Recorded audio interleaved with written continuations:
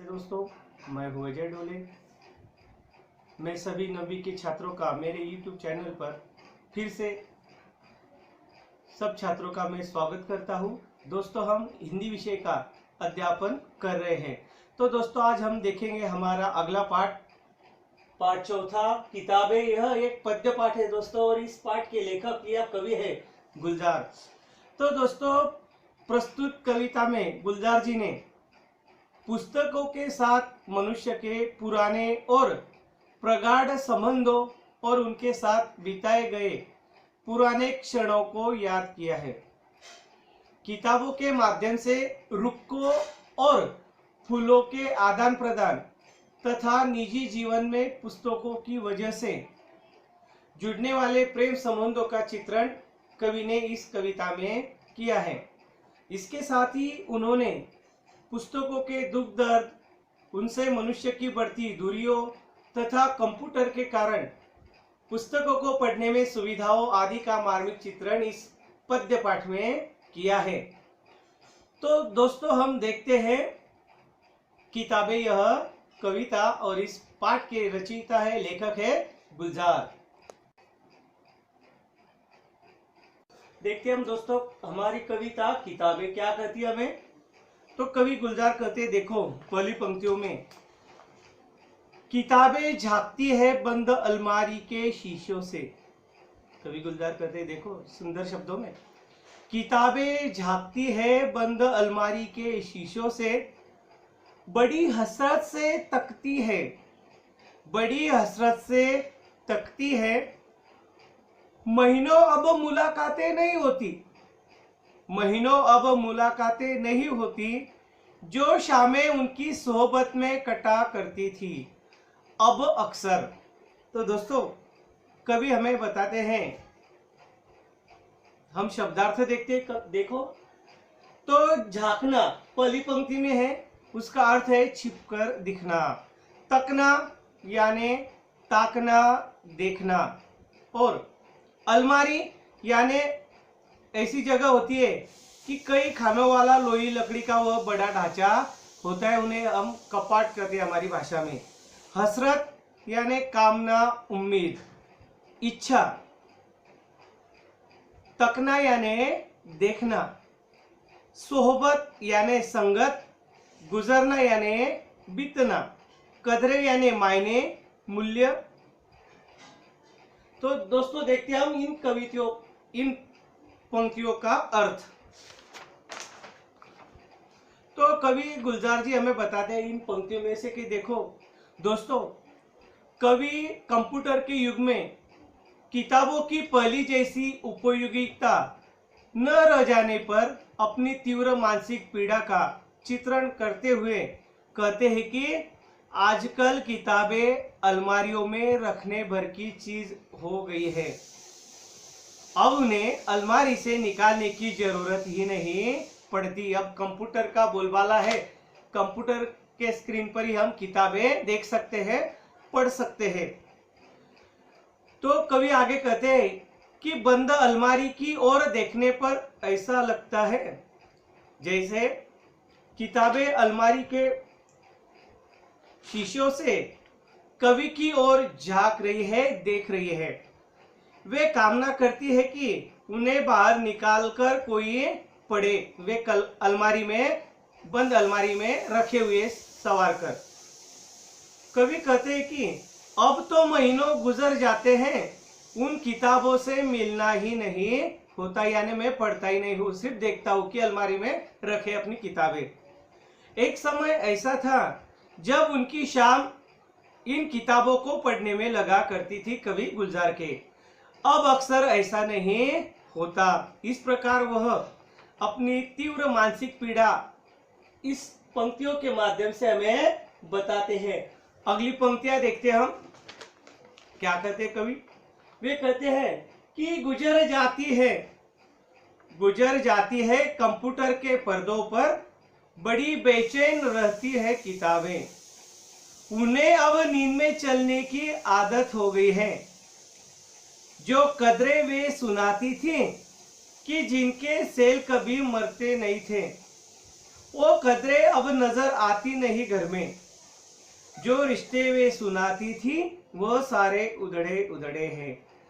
तो कदरें यानी मायने, मूल्य, सेल यानी कोशिका, अपना जो सेफ जोन होता है उसे कहते हैं सेल। कदरें यानी उन किताबों का मूल्य अब हम नहीं जानते।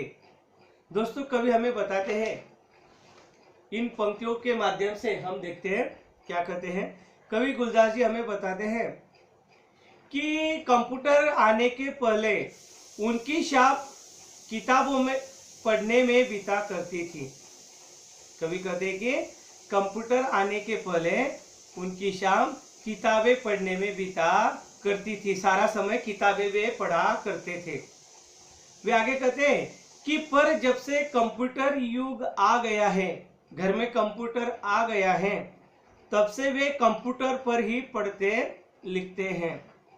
इसलिए उनकी शाम कंप्यूटर के पर्दे पर बीतने लगी है। इस वियोग के कारण किताबें बहुत बेचैन रहने लगी हैं। क्यों रहने लगी है? क्योंकि कवि अब उनकी तरफ गुलजार जी नहीं देखते हुए उन्होंने क्या किया, किताबों को सब अपनी जो उनकी प्रिय किताबें थी वे सब उन्होंने अलमारी में रख दी है, ताला लगा दिया है। किताबें उनकी तरफ देख रही है कि कब कवि महाशय आएंगे, हमें पढ़ने के लिए बाहर निकालेंगे। लेकिन अब कवि ऐसा नहीं करते। कवि के घर में कंप्यूटर लग चुका है और कंप्यूटर के पर्दे पर ही वे किताबें पढ़ते रहते हैं। देखकर आगे कहते हैं कि अब हालत यह हो गई है कि किताबें नींद में चलने लगी हैं, अर्थात वे कवि को अब सपने में कभी दिखाई देती हैं।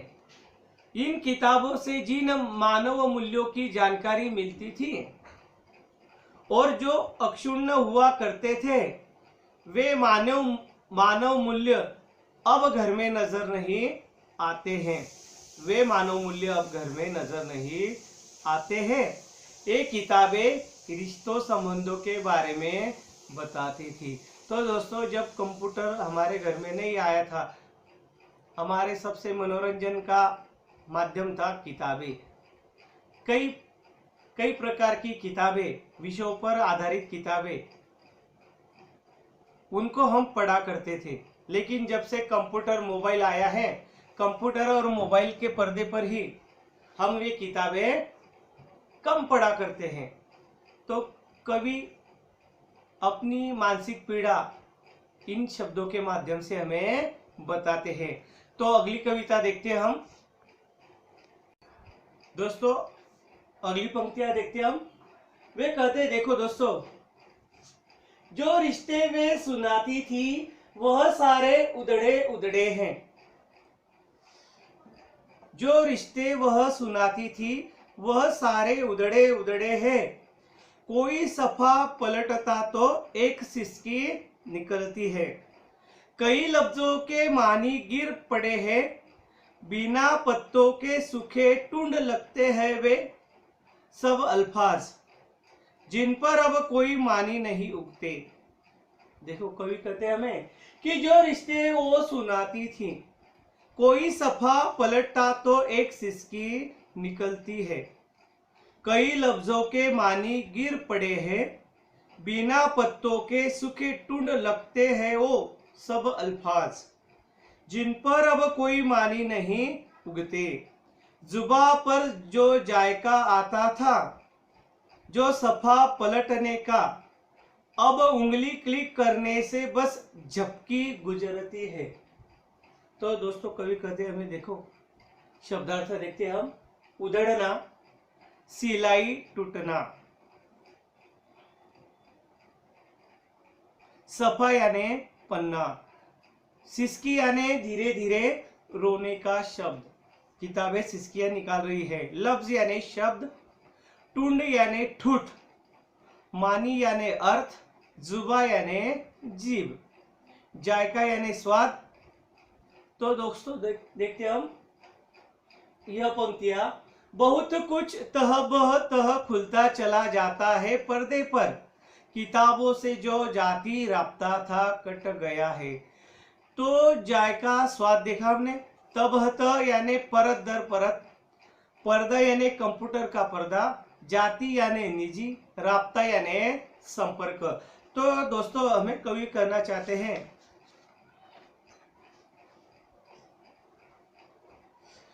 वह सारे उधड़े उधड़े हैं, जो रिश्ते में सुनाती थी वह सारे उधड़े हैं। तो दोस्तों कवि कहते हैं हमें, कवि किताबों की प्रशंसा करते हुए हमें बताते हैं कि ये किताबें रिश्तों संबंधों के बारे में बताती थी। कई प्रकार की कई विषयों पर कहानियां लिखी जाती थी। वे सारे संबंध अब उधड़ गए हैं, टूट से गए हैं। अब वे उन किताबों का कोई पन्ना पलटते हैं तो उनकी हालत देखकर उन्हें रोना आ जाता है और उनके गले से सिसकारी निकलने लगती है। यानी दोस्तों कवि गुलजार जी बताते हैं कि जो पहले उनमें नाता था किताबों में और कवि में, गुलजार में अटूट नाता था, वह अब टूट गया है। किसके आने से? कंप्यूटर के आने से। किताबें अपनी व्यथा कवि को बता रही है। आगे देखते हम, वे कहते हैं कि उनके गले से सिसकारी अब निकलने लगी हैं। इन पन्नों से कई शब्दों के अर्थ फटकर गिर पड़े हैं।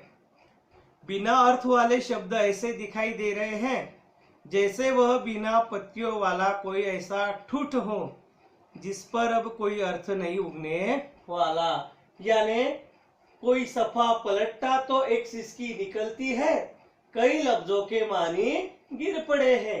बिना पत्तों के सूखे टूंड लगते हैं वो सब अल्फाज जिन पर अब कोई मानी नहीं उगते। आगे देखते हम, कवि कहते हैं कि जुबा पर जो जायका आता था, जो सफा पलटने का, अब उंगली क्लिक करने से बस झपकी गुजरती है। बहुत कुछ तह खुलता चला जाता है पर्दे पर, किताबों से जो जाती राब्ता था कट गया है। तो दोस्तों राब्ता यानी हमने देखा कि राब्ता का अर्थ होता है संपर्क। पहले हम किताबों पर आधारित मनोरंजन किया करते थे, अब कंप्यूटर के आने से कंप्यूटर ही हमारा, मोबाइल ही हमारा मनोरंजन का एकमेव माध्यम बन चुका है। तो कवि हमें कहते हैं कि वह सारे उधड़े उधड़े मानी नहीं उगते, जुबा पर जो, देखते हम कवि क्या कहते हैं, जुबा पर जो जायका आता था, जो सफा पलटने का। इन पंक्तियों का हम अर्थ देखते हैं। कवि हमें बताते हैं कि पुस्तकों और कंप्यूटर पर पृष्ठ पलटने के तरीकों के बारे में कहते हुए कहते हैं कि किताबों के पृष्ठ पलटने में जीभ को एक प्रकार का स्वाद मिलता था, अब कंप्यूटर पर उंगली से क्लिक करने पर पृष्ठ पलक झपकते बदल जाता है। हम देखते हैं पर्दे पर मनचाहा ढंग से एक के बाद एक कोई भी पृष्ठ खोला जा सकता है। इसके कारण लोगों का किताबों से बना हुआ निजी संपर्क टूट गया है और किताबें दुखी हो चुकी है। कवि ऐसी कल्पना करते हैं। आगे देखते हैं हम क्या कहते हैं हमें कवि। दोस्तों अंतिम पंक्तियां देखते हैं हम किताबें कविता की। तो दोस्तों देखते हम कवि क्या कहते हैं। कवि कहते हैं कि कभी सीने पे रख के लेट जाते थे, कभी गोदी में लेते थे। कवि कहते हैं, देखो दोस्तों, कभी सीने पे रख के लेट जाते थे, कभी गोदी में लेते थे, कभी घुटनों को अपने रिहल की सूरत बनाकर नीम सजदे में पड़ा करते थे, छूते थे जबी से ओ सारा इल्म तो मिलता रहेगा आइंदा भी, मगर वो जो किताबों में मिला करते थे सूखे फूल और महके हुए रुके, किताबें गिरने उठाने के बहाने रिश्ते बनते थे, उनका क्या होगा, वो शायद अब नहीं होंगे। तो दोस्तों शब्दार्थ देखते हैं हम। सीना यानी छाती, गोदी यानी हमारी गोद, रिहल यानी किताबें रखकर पढ़ने के लिए काठ का बना एक प्रकार का खुलने बंद होने वाला साधन जो कॉलेज की लाइब्रेरियों में प्रायः देखा जाता है, पाया जाता है। निम्न संजीदा आधा माथा टेकना, जबी यानी माथा, इल्म यानी ज्ञान, आइंदा यानी भविष्य में, रुके यानी पुर्जा छोटा पत्र या चिट्ठी, शायद यानी संभव है, कदाचित है। तो दोस्तों देखते हैं हम इस पंक्तियों का अर्थ। देखो दोस्तों, कभी बताते हमें कि कभी सीने पे रख के लेट जाते थे, कभी गोदी में लेते थे, कभी घुटनों को अपने रियल की सूरत बनाकर नीम सजदे में पड़ा करते थे, छूते थे जबी से, ओ सारा इल्म तो मिलता रहेगा आइंदा भी। यानी हमें कवि बताते हैं, कवि गुलजार जी किताबों के संपर्क के बारे में वे हमें बताते, कहते कि किताबें पढ़ते समय वे किताब को कभी छाती पर रखकर लेट जाते थे, कभी उसे गोद में रख लेते थे, कभी अपने घुटनों को रिहल की तरह बनाकर पुस्तक उस पर रखकर आधा माथा टेककर पढ़ते थे, उसे माथे पर चढ़ाते थे ताकि भविष्य में भी उससे ज्ञान प्राप्त होता रहे, कभी अपने पैरों पे वे नहीं रखा करते थे। तो दोस्तों कवि गुलजार जी हमें किताबों का महत्व बताते हैं हमारे जीवन में होने का। वे आगे कहते देखो कि मगर वो जो किताबें में मिला करते थे सूखे फूल और महके हुए रुके, किताबें गिरने उठाने के बहाने रिश्ते बनते थे, उनका क्या होगा, वो शायद अब नहीं होंगे। तो दोस्तों गुलजार जी हमें बताते हैं किताबों के साथ कुछ रोचक बातें भी जुड़ी हुई होती है। कंप्यूटर पर आधारित हो जाने पर अब शायद उनका अस्तित्व नहीं होगा, अब फेसबुक व्हाट्सएप आ गया है। किताबों में कभी कभी किसी के लिए फूल या संदेश पत्र पहले रख दिया जाता था, जिन्हें लोग सूख जाने पर भी संभाल कर रखते थे। ये उनके संबंधों को ताजा करते थे। किताबों के गिरने और उठाने के बहाने कुछ लोगों की जिंदगी भर के संबंध जुड़ते थे। कवि कहते कि जब किताबों का उपयोग नहीं होगा तो ऐसे संबंध कैसे बनेंगे। यानी हमारे जिंदगी में किताबों का जो महत्व है, अगर हम किताबें नहीं पढ़ेंगे तो जो हमारा नाता बना है किताबों से जुड़ा है वह टूट जाएगा। वह अपनी तीव्र मानसिक पीड़ा इस कविता के माध्यम से हमें बताते हैं। दोस्तों इस कविता में कविता में गुलजार जी ने किताबों का मानवीय करके उनकी बेचैनी का चित्रण किया है, यानी किताबों को मानवीय रूप दिया है और उनकी बेचैनी को शब्दबद्ध करने का प्रयास किया है। गुलजार जी ने किताबों को नींद में चलने की बीमारी का शिकार हुआ भी बताया है। दोस्तों कवि गुलजार जी इस कविता के माध्यम से हमें बताना चाहते हैं कि हमें संदेश देना चाहते हैं कि कागज वाली किताबों और कंप्यूटर के पर्दे पर पढ़ी जाने वाली किताबों में अंतर की बात वे बताते हैं। वे कहते हैं कि कागज की किताबों के माध्यम से मिलने वाले सूखे फूल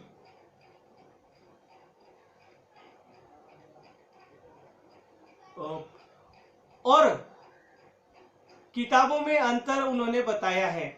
वे कहते हैं कि कंप्यूटर पर किताबें पढ़ना आरामदेह और सुखदायी हो जाने के बावजूद कागज की किताबों की खूबियां गुलजार जी के मन से नहीं गई है। वे बताते हैं कि कागज की किताबों के माध्यम से मिलने वाले सूखे फूल और रुके तथा किताबों के गिरने और उठाने के बहाने बनने वाले रिश्ते कंप्यूटर के माध्यम से संभव होने वाले नहीं हैं। इससे हमें यह संदेश मिलता है कि इस कविता के माध्यम से दोस्तों कि हमें नवीनता का स्वागत अवश्य करना चाहिए, पर अपनी पुरातन परंपरा की खूबियों को कभी भूलना नहीं चाहिए। और जो मजा, सच्चा मजा वास्तविक किताबें पढ़ने में है, वे कंप्यूटर पर किताबें पढ़ने में मजा नहीं आता। इस प्रकार किताबें कविता के माध्यम से कवि ने हमें बताया है कि किताबों से हमारा प्राचीन काल से अटूट नाता रहा है। अब आधुनिकता का जमाना है, कंप्यूटर का बोलबाला है। कंप्यूटर के पर्दे पर किताबें पढ़ने के बजाय हम रियल में वास्तविक जो किताबें हैं वे किताबें खरीद कर या लाइब्रेरी से लाकर हमें खुद पढ़ने चाहिए। जो पढ़ने में मजा आता है वह मोबाइल पर पढ़ने पर देखने पर नहीं। इस प्रकार हमारा यह चौथा पाठ किताबें समाप्त होता है। कुछ स्वाध्याय में आपको इस कविता के माध्यम पीछे से बताना चाहता हूँ, आप उसको नोट कॉपी में लिखना है। दोस्तों, यह जो शब्द संसार दिया गया है पन्ने नंबर 13 पर, ये सारे शब्दार्थ अपनी नोटबुक कॉपी में आपको लिखने हैं। और इसके साथ ही स्वाध्याय जो बताया गया है, प्रश्न पहला, सूचना के अनुसार कृतियां कीजिए। क ख ग, यह जो प्रश्न है, 3 प्रश्न, 1 2 3, यह प्रश्न अपने नोटबुक कॉपी में आपको लिखना है। इसी के साथ आपसे विदा लेता हूं। धन्यवाद।